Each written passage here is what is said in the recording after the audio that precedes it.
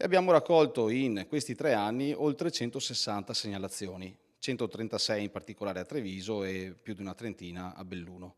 Segnalazioni delle più disparate, dal cantiere fatto male, quindi dal ponteggio da rifare, a lavoratori in nero, a orari di lavoro fuori dal normale. In occasione della Settimana Europea per la sicurezza e la salute sul lavoro, la Filca CISL del Veneto allarga a tutta la regione un progetto già attivo nelle province di Treviso e Belluno. Si chiama Un segnale per la vita ed è un sistema che permette di segnalare al sindacato in maniera anonima situazioni di irregolarità ed insicurezza nei luoghi di lavoro. Il portale potrà essere utilizzato in tutto il Veneto e avremo anche un numero unico WhatsApp sul quale mandare eventualmente video e foto.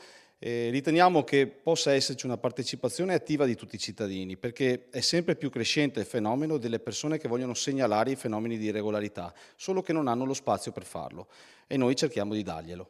Gli interventi conseguenti alle segnalazioni potranno essere sindacali o affidati agli enti bilaterali o ancora inoltrati agli enti ispettivi competenti come Spisa, l'Ispettorato del Lavoro, Arma dei Carabinieri affinché vengano effettuati i controlli necessari. L'appello della CISL a segnalare le irregolarità è rivolto non solo ai lavoratori. Dobbiamo avere più partecipazione da parte di tutte le persone, insomma, che abitano il territorio, perché la sicurezza è qualcosa che non riguarda solo chi lavora o chi fa impresa, ma riguarda tutti i cittadini. Perché quando che un lavoratore perde la propria capacità di fare il proprio lavoro, perché magari si fa male, ne perdono non soltanto lui, ma la famiglia, la comunità, il PIL.